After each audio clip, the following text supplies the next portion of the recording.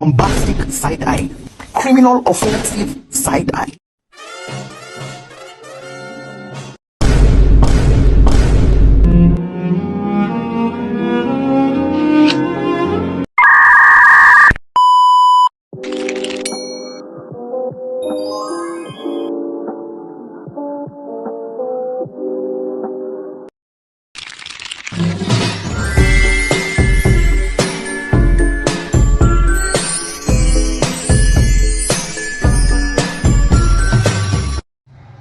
Assalamualaikum warahmatullahi wabarakatuh.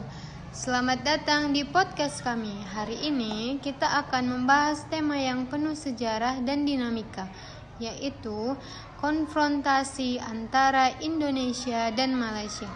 Bersama saya Elsa Borsalagi dan tamu istimewa kita Dwi Anissa Barus.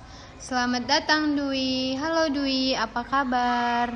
Alhamdulillah baik, terima kasih Elsa telah mengundang saya di podcast episode kali ini. Ya, mari kita mulai dengan pertanyaan yang pertama. Saudara Dwi, saya ingin bertanya, jelaskanlah bagaimana latar belakang atau sejarah munculnya konflik konfrontasi antara Indonesia dengan Malaysia. Terima kasih. Sejarah konfrontasi Indonesia-Malaysia dimulai pada tahun 1963 atas terbentuknya Federasi Malaysia. Konflik ini berjalan selama 3 tahun dan berakhir dengan keluarnya Indonesia dari keanggotaan Persatuan Bangsa-Bangsa atau PBB. Sebagai negara tetangga, Indonesia dan Malaysia memiliki hubungan yang baik. Namun, beberapa tahun sejak kemerdekaan Malaysia, kedua negara ini sempat memiliki hubungan yang renggang. Kerenggangan ini awalnya hanya berbentuk rusaknya hubungan politik, ekonomi, dan sosial. Namun, lama-kelamaan mengalami eskalasi konflik dan berubah menjadi serangan bersenjata, serangan bom, dan tindakan subversi hingga destabilisasi wilayah. Oh, jadi begitu. Lalu saya ingin bertanya untuk pertanyaan yang kedua untuk saudara Dwi. Apa yang menyebabkan konflik negara tetangga ini, yaitu antara Indonesia dengan Malaysia, berubah menjadi konflik berbahaya? Tolong dijelaskan. Awal mula konfrontasi Indonesia-Malaysia diawali oleh pernyataan Tengku Abdul Rahman tentang keinginannya membentuk Federasi Malaysia yang terdiri dari Malaysia, Singapura, Brunei, Sarawak, dan Sabah. Pernyataan ini langsung ditolak oleh Presiden Soekarno yang menganggap keberadaan federasi merupakan ulah Inggris yang ingin membuat negara boneka neokolonialisme yang bisa membahayakan Indonesia. Oh, jadi negara Inggris ikut campur terhadap terjadinya isu ini dengan membuat negara boneka neokolonialisme yang membahayakan negara kita sendiri ya. Lalu bagaimana selanjutnya, Saudara Dwi? Keberadaan Federasi Malaysia pun dilihat oleh Soekarno sebagai upaya untuk memperkuat dominasi Inggris di wilayah Asia Tenggara. Rencana pembentukan Federasi Malaysia juga mendapat tantangan dari Filipina. Filipina menentang karena memiliki keinginan atas wilayah Sabah di Kalimantan Utara. Filipina menganggap bahwa daerah tersebut secara historis memiliki hubungan dengan Kesultanan Suhu. Berbagai upaya diplomasi dilakukan oleh Indonesia untuk menolak keberadaan Federasi Malaysia. Sayangnya, upaya tersebut tidak membuahkan hasil hingga pada akhirnya pada tanggal 20 Januari tahun 1963, Soekarno dan Soeban Rio menyatakan kebijakan konfrontasi pada pembentukan Federasi Malaysia. Untuk meredakan ketegangan, diadakan konferensi Mapilindo, Malaysia, Filipina, dan Indonesia di Filipina pada tanggal 31 Juli sampai 5 Agustus tahun 1963. Hasil pertemuan puncak itu memberikan kesan bahwa ketiga kepala pemerintahan berusaha mengadakan penyelesaian secara damai mengenai rencana pembentukan Federasi Malaysia yang jadi sumber sengketa.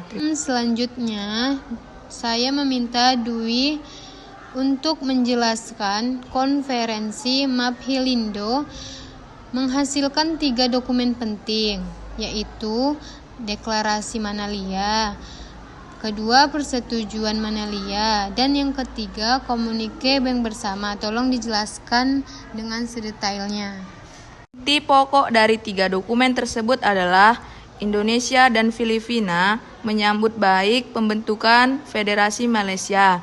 Jika rakyat Kalimantan Utara menyetujui hal itu, selanjutnya ketiga kepala negara meminta Sekjen PBB melakukan penyelidikan untuk mengetahui keinginan rakyat di daerah-daerah seperti Sabah dan Sarawak yang akan dimasukkan ke dalam Federasi Malaysia.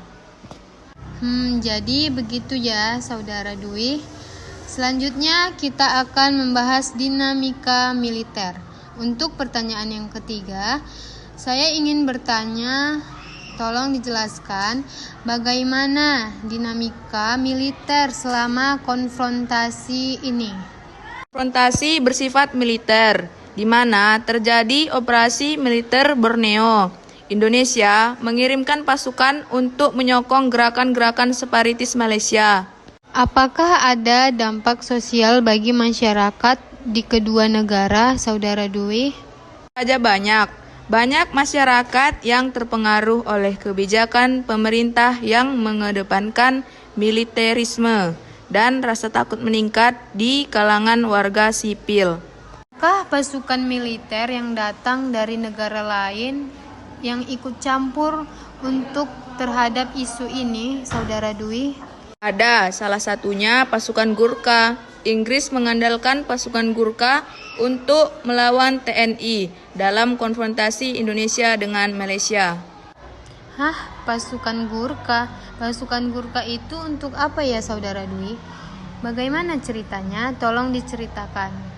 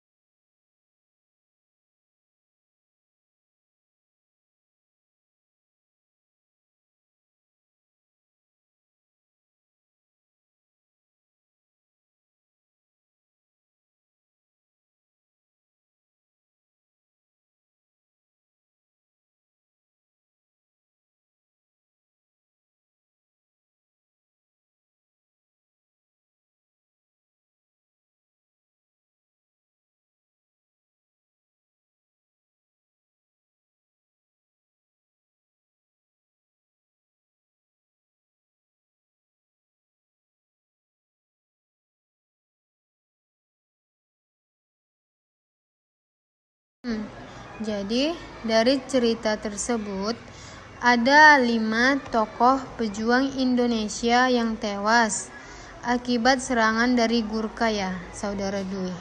Iya Elsa, Gurkha juga tewas dan pasukan lainnya juga.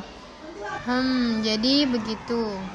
Seiring berjalannya waktu, bagaimana upaya diplomasi yang dilakukan untuk menyelesaikan konflik ini, Saudara Dwi Anissa, tolong dijelaskan. Jelang akhir tahun 1965, Jenderal Soeharto memegang kekuasaan di Indonesia setelah berlangsungnya gerakan 30 September. Oleh karena konflik domestik ini, keinginan Indonesia untuk meneruskan perang dengan Malaysia menjadi berkurang dan peperangan pun mereda. Pada tanggal 28 Mei tahun 1966, dalam sebuah perundingan di Bangkok, Malaysia dan Indonesia mengumumkan perdamaian setelah Soeharto mengutus Adam Malik sebagai wakil untuk berunding dengan Tengku Abdul Rahman. Aksi kekerasan berakhir pada bulan Juni dan perjanjian perdamaian ditandatangani pada tanggal 11 Agustus dan diresmikan 2 hari kemudian. Indonesia secara resmi mengakhiri konfrontasi terhadap Malaysia pada tahun 1967. Bagaimana kondisi hubungan antara Indonesia dan Malaysia saat ini setelah terjadinya konfrontasi antara Indonesia dan Malaysia? Saat ini, meskipun ada beberapa ketegangan, hubungan kedua negara umumnya lebih stabil. Namun, masih ada isu-isu yang kadang memicu ketegangan sengketa wilayah.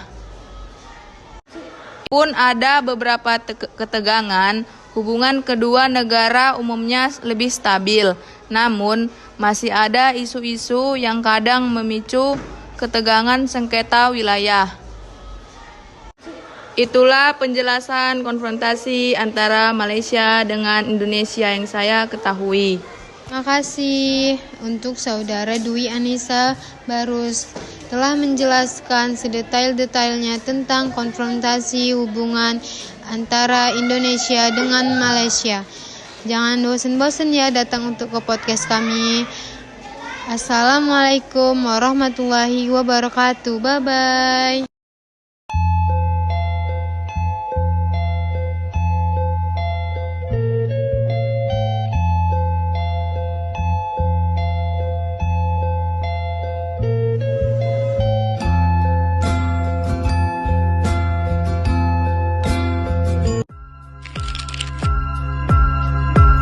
Thank you.